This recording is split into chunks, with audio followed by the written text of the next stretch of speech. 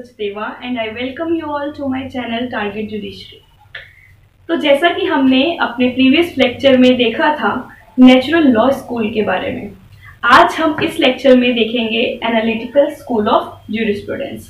तो ये है मेरा लेक्चर 8 और इसमें हम डिस्कस करेंगे एनालिटिकल स्कूल को। तो एनालिटिकल स्कूल को पूरा डिस्कस करने से पहले हम ये जान लेते हैं कि एनालिटिकल स्कूल के इमर्ज होने का रीजन क्या था। देखिए, हमने नेचुरल लॉ स्कूल की थ्योरी में देखा था कि वो पूरी की पूरी बेस्ड थी डिवाइन लॉ, मॉरल लॉ और आपका डेस्टिनी पे। तो ये सब चीजें जो ये कॉन्सेप्ट्स हैं, ये एब्स्ट्रैक्ट कॉन्सेप्ट हैं या एब्स्ट्रैक्ट प्रिंसिपल्स हैं। एब्स्ट्रैक्ट का मतलब होता है ऐसी चीज जो केवल एज अ आइडिया एग्जिस्ट करती है, तो वो चीज रियलिटी से बहुत ही दूर है और उसका नेचर प्रैग्मेटिक नहीं है। प्रैग्मेटिक यानी कि प्रैक्टिकल। तो हमें उस नेचुरल लॉ थ्योरी को पढ़कर ये समझ आया कि वो कहने को तो यूनिवर्सली एप्लीकेबल है, बट प्रैक्टिकल सेंस में उसका कोई रेलिवेंस नहीं है। तो उस चीज को खत्म करने के लिए या फिर ये कह लीजिए कि उस लैक्यूना को पूरा करने के लिए, ताकि ये जान सकें कि ज्यूरिस्प्रूडेंस का एक्चुअल स्कोप क्या है और उसमें हमें किस लॉ के बारे में स्टडी करना है, तो एज अ रिएक्शन इमर्ज होता है आपका analytical school. As a reaction against natural law school, a school came into existence and the name of that school was analytical school। तो आज के इस लेक्चर में हम इसी स्कूल को डिस्कस करने वाले हैं। तो सबसे पहले आइए जान लेते हैं कि इस स्कूल को हमने किस तरह से एक फ्लो चार्ट का फॉर्म दिया है। तो सबसे पहले मैंने लिखा है बेसिस या premises, basis of this school या फिर premises of this school. Next है इसमें बेसिकली हम पढ़ने वाले हैं कि एनालिटिकल स्कूल आखिर किससे संबंधित है, इसका बेसिक प्रीमाइसेस यानी कि सब्जेक्ट मैटर क्या है और इसमें हम क्या पढ़ेंगे। नेक्स्ट है आपका layout of important exponents of this school and there view point, यानी कि इस स्कूल के ज्यूरिस्ट या फिर मेन प्रोपाउंडर कौन है और उनका व्यू पॉइंट क्या है। तो इसके बाद हम उनके व्यू पॉइंट को देखेंगे और उसके बाद हम जानेंगे एनालिटिकल स्कूल के बहुत सारे अलग अलग नेम्स हैं, यानी कि बहुत सारे अलग अलग नाम हैं। तो वो नाम क्या है और उनके पीछे का रीजन क्या है, तो हम वो देखेंगे अपने तीसरे पार्ट में। और नेक्स्ट पार्ट है आपका क्रिटिकल इवैल्यूएशन। इन सब को पढ़ने के बाद हम इसको क्रिटिकली इवैल्यूएट भी करेंगे, यानी कि इसके प्लस पॉइंट और इसके नेगेटिव पॉइंट्स दोनों को समझेंगे। तो ये है आपकी एनालिटिकल स्कूल ऑफ ज्यूरिस्प्रूडेंस की एंटायर स्कीम। आई होप आपको ये स्कीम क्लियर हो गई होगी। तो अब आइए देखते हैं बेसिक प्रीमाइसेस या थीम को। तो बेसिक प्रीमाइसेस में आइए सबसे पहले देखते हैं कि एनालिटिकल स्कूल का मोटो क्या है, यानी कि वो किस पर बेस्ड है। तो एनालिटिकल स्कूल बेसिकली बेस करता है उबी सिविटस इबी लेक्स, यानी कि इसका मतलब है where there is state there is law. तो इससे हमें एकदम क्लियर होता है कि ये जो स्कूल है वो बात कर रहा है स्टेट मेड लॉ की, यानी कि मैन मेड लॉ की। अभी हम इसको बहुत अच्छे से जानेंगे एनालिटिकल स्कूल के पूरे प्रीमाइसेस को। तो इसी से लिंक है आपकी ये जॉन स्टुअर्ट की इन्होंने एक मतलब लाइन बोली है, वो है कि state is a necessary evil.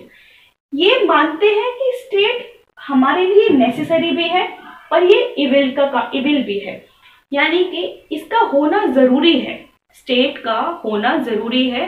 किसी लिए? ताकि पूरी सोसाइटी को ठीक ढंग से एडमिनिस्टर किया जा सके। तो हमें यहाँ से एकदम क्लियर हो जाता है कि ये पूरा एनालिटिकल स्कूल डील करेगा आपका स्टेट मेड लॉ से। तो जहां स्टेट है वहां लॉ होगा, ऐसा इसका मानना है। तो ये तो हमने देख लिया कि एनालिटिकल स्कूल का मोटो क्या है। अब हमें ये भी समझना है कि इसका बेसिक प्रीमाइसेस क्या है, यानी कि ये किस बारे में बात करता है। तो ये बेसिकली डील करता है आपका लॉ एज इट एग्जिस्ट, यानी कि ऐसा लॉ जो अभी प्रेजेंट टाइम में एग्जिस्ट कर रहा है, उसी की स्टडी से डील करता है एनालिटिकल स्कूल का प्रीमाइसेस। तो लॉ एज इट एग्जिस्ट का मतलब क्या होता है? इसका मतलब है actual legal system, actual legal system. तो किसी भी स्टेट के द्वारा, किसी भी स्टेट के सोवरेन के द्वारा जो लॉ बनाया जाता है, ऑफ कोर्स वो मैनमेड लॉ हो गया, और वो लॉ है जो अभी प्रेजेंट टाइम में एग्जिस्ट कर रहा है। तो ऐसे लॉ की स्टडी को ही analytical school of jurisprudence support करता है। अब ये तो हमें समझ में आ गया कि लॉ एज इट एग्जिस्ट क्या है, और ये analytical school law as it ought to be से डील नहीं करता है। हालांकि बेंथम ने दोनों को ही कंसीडर किया है, पर ऑस्टिन केवल लॉ एज इट एग्जिस्ट की बात करते हैं। You must have heard the definition of Austin. उन्होंने लॉ की डेफिनेशन जब कही थी तो बोला था कि law is a command of sovereign backed by sanction.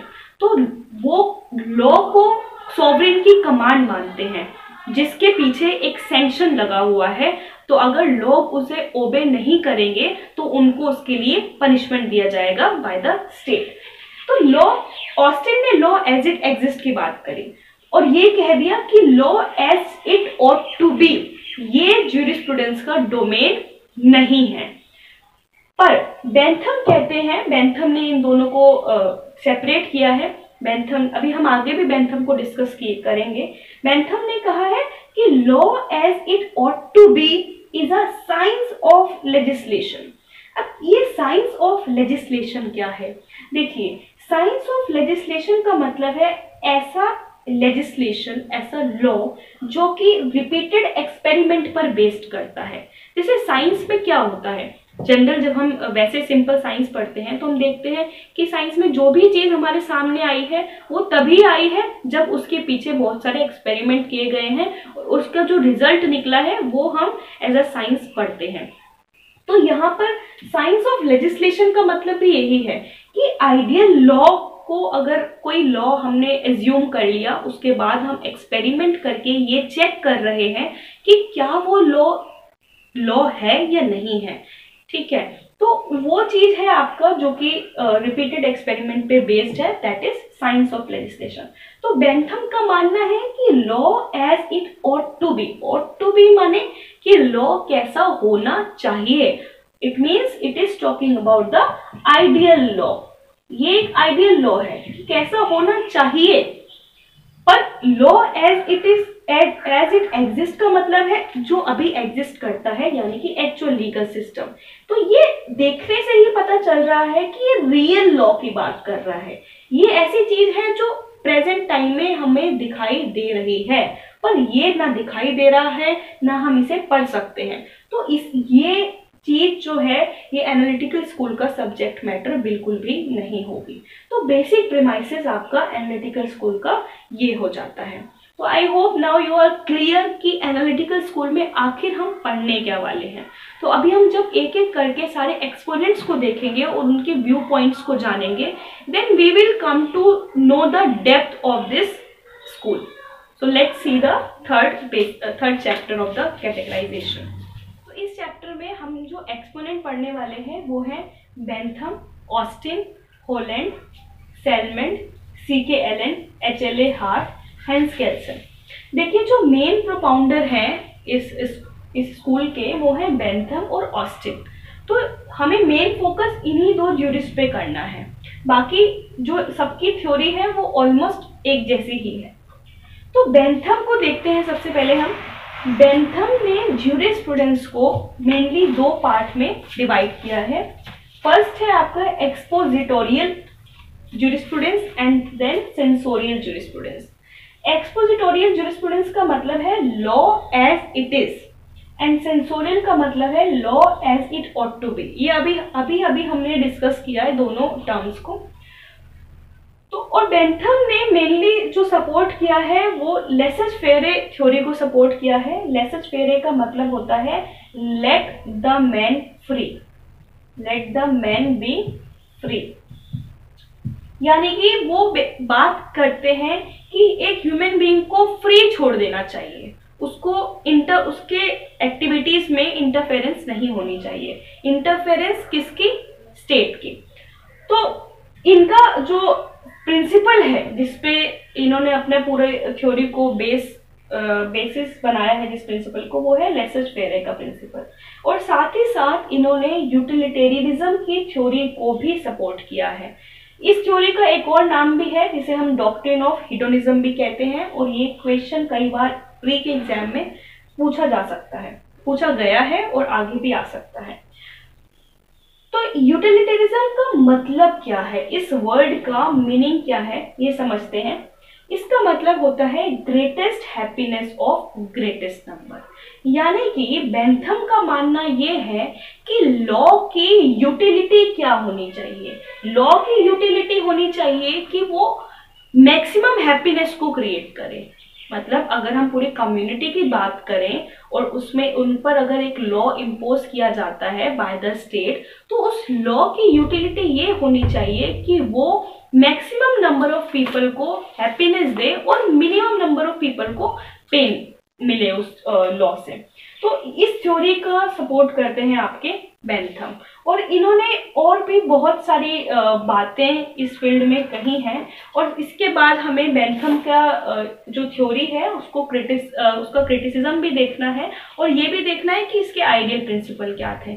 पर इस वीडियो को हम यहीं स्टॉप करने वाले हैं, और आगे के लेक्चर्स में हम डिस्कस करेंगे बेंथम के other perspective. Have understood the lecture completely.